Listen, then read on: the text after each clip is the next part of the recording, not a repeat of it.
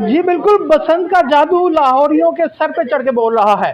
और बसंत का ये जो समा है, इसको यादगार बनाने के लिए लाहौरी छतों पे पतंगे गुड्डी डोर से यूं मशगूल हैं कि आज वो अपने निकाह भी लेट कर रहे हैं।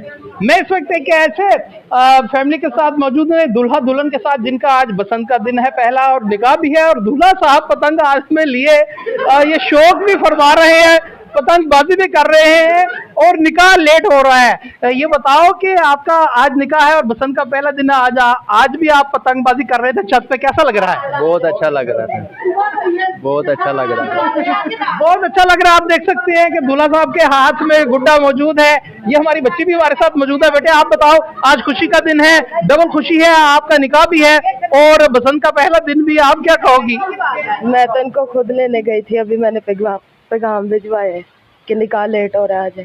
निकाह लेट हो रहा है, पैगाम भिजवाया, ये नहीं है, और खुद लेने गई थी। ये है बसंत का जादू और ये लाहौरियों का ये एंथुजियाज्म बसंत की जानिब से कि दुल्हन दूल्हा को खुद लेने गई है कि भाई आ जाओ, निकाह लेट हो रहा है।